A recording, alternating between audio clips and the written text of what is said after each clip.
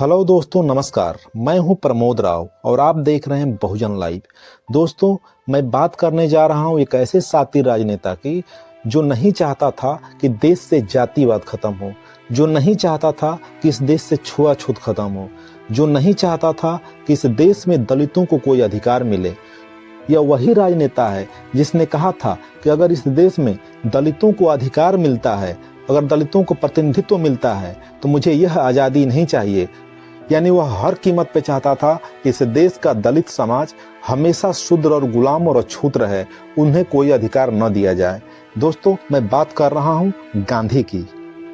दोस्तों, मैं गांधी को हमेशा गांधी कहता हूँ। गांधी को गांधी मैं इसलिए कहता हूँ कि मैं परम पूज्य बाबा साहब अम्बेडकर का अनुयायी हूँ और परम पूज्य बाबा साहब अम्बेडकर ने ही कहा था कि गांधी कोई महात्मा नहीं है, वह एक सातिर राजनेता है। साथियों, आप लोग बहुत सी वीडियो देखते होंगे, थोड़ा सा इस वीडियो पे समय दे देंगे तो आप लोगों को पता चल जाएगा कि गांधी ने किस तरीके से इस देश के दलितों को यानी SC/ST को बर्बाद किया था। दोस्तों, परम पूज्य बाबा साहब अम्बेडकर ने तो साफ शब्दों में कहा था कि गांधी के करनी और कथनी दोनों में फर्क है। दोस्तों, बाबा साहब अम्बेडकर ने यह बात क्यों कही थी, चलिए आगे वीडियो में जानते हैं। दोस्तों, आप सभी को पता है कि गोलमेज सम्मेलन 1930 और 1932 में हुआ था और परम पूज्य बाबा साहब अम्बेडकर गोलमेज सम्मेलन में जा करके इस देश के सदियों से शोषित वंचित समाज यानी पीड़ित समाज, जो अछूत समाज था उस समय, उसकी बात को बहुत बुलंदी से उठाए थे और उन्होंने कहा था कि इस देश में सिर्फ SC/ST को हिंदू कहा जाता है, लेकिन जो अधिकार की बात आती है तो उन्हें अछूत कहा जाता है। उन्हें शिक्षा ग्रहण करने नहीं दिया जाता है, उन्हें मंदिरों में प्रवेश वर्जित है, यानी उनके साथ किसी तरीके का हिंदू धर्म का आचरण उनके साथ नहीं किया जाता है, कोई समानता का व्यवहार नहीं है। इसलिए हमको वो सारे अधिकार दिए जाएं जिससे इस देश के यानी भारत के जो अछूत जातियां हैं, जो शूद्र जातियां हैं, उनका विकास हो सके और वह भी मानव कहलाने का अधिकार प्राप्त कर सकें। लेकिन दोस्तों, गांधी इसी पर अड़ गए थे। उन्होंने कहा कि नहीं, अछूतों को हिंदुओं से अलग नहीं करना है, यह जाति पाति रहनी चाहिए, यह वर्ण व्यवस्था होना चाहिए।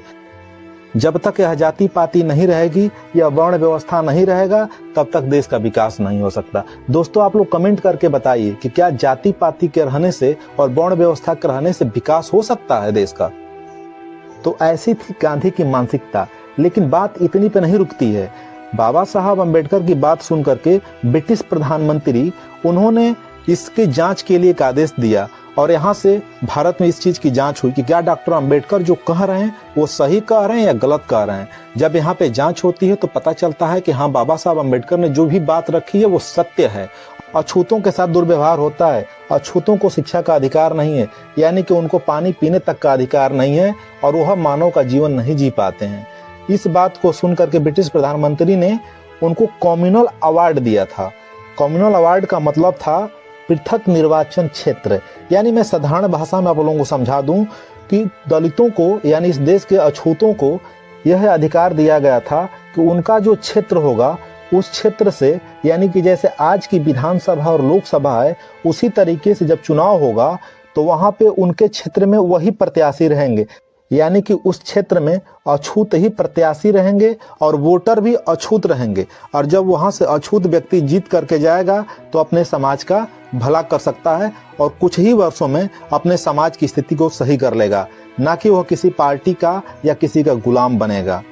और दूसरा अधिकार था कि जहां पर सामान्य सीट होगी वहां पे सभी लोग प्रत्याशी होंगे, लेकिन वहां पे दलित भी वोट करेंगे और अन्य लोग भी वोट करेंगे। इससे यह सिद्ध होता था कि कोई भी प्रत्याशी जो जीतता वह दलितों का काम करता, क्योंकि उनको उसका वोट चाहिए था और वोट की लालच में वह काम करता जिससे दलितों का विकास हो जाता।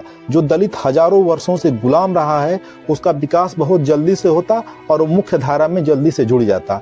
लेकिन गांधी को ये चीजें पसंद नहीं थी कि इस कानून को वापस लिया जाए, लेकिन अंग्रेज नहीं माने, यानी ब्रिटिश प्रधानमंत्री नहीं माने, जिसकी वजह से गांधी ने एक नौटंकी किया। नौटंकी क्या किया?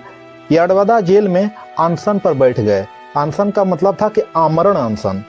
गांधी ने अंग्रेजों के खिलाफ भी 2-4 आंदोलन किए थे, लेकिन हैरानी की बात तो यह है कि उनके खिलाफ वह कभी भी आमरण अनशन पर नहीं बैठे, लेकिन दलितों के अधिकारों के खिलाफ वह आमरण अनशन पर बैठ गए। और जिस तरीके से आज की बिकाऊ मीडिया एक तरफा न्यूज दिखाती है, उसी तरीके से उस समय बाबा साहब अम्बेडकर के खिलाफ उस समय की कांग्रेसी मीडिया खिलाफ होकर के बाबा साहब के खिलाफ गलत र्यूमर फैला करके और उनको धमकी देने लगे कि अगर गांधी को कुछ हो गया तो अम्बेडकर हम तुमको नहीं छोड़ेंगे, तुम्हारे समाज को नहीं छोड़ेंगे, और जगह जगह हिंसा होने लगी। बाबा साहब अम्बेडकर डर गए क्योंकि वह जानते थे कि हमारा समाज बहुत ही कमजोर है। अगर हमारे समाज के ऊपर जुल्म होता है और हमारा समाज ही नहीं रहेगा तो फिर हम रह करके क्या करेंगे, यह कानून रह करके क्या करेगा। बाबा साहब के ऊपर इतना मेंटल प्रेशर बनाया गया, इतना दबाव बनाया गया कि बाबा साहब अम्बेडकर टूटते जा रहे थे।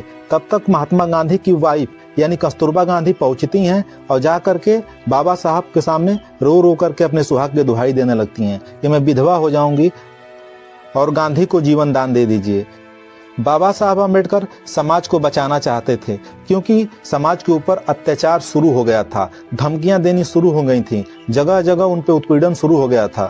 इसके वजह से बाबा साहब अम्बेडकर झुक जाते हैं और झुक करके और गांधी के पास जाते हैं और जा करके रोने लगते हैं और कहते हैं कि आप हमारे समाज के साथ अन्याय कर रहे हैं, यह बहुत गलत कर रहे हैं आप। लेकिन गांधी ने कतई बाबा साहब की बात को नहीं सुना।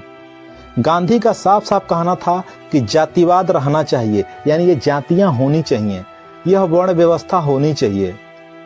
और बाबा साहब अम्बेडकर का कहना था कि जब तक ये जातियां रहेंगी शोषण होता रहेगा, अत्याचार होता रहेगा। अंग्रेज जब चले जाएंगे भारत से तो अंग्रेजों के समय में कम हमारे ऊपर जुल्म हुआ है, लेकिन जैसे ही अंग्रेज जाएंगे हमारे समाज के ऊपर फिर से जुल्म होने लगेगा। इसलिए हमारे समाज को मजबूत होने का अवसर दिया जाए। लेकिन गांधी कतई इस बात को मानने को तैयार नहीं थे और परम पूज्य बाबा साहब अम्बेडकर गांधी की जिद के आगे रोते हुए झुक करके पूना पैक्ट पर सिग्नेचर करते हैं। रोते हुए उन्होंने सिग्नेचर किया था।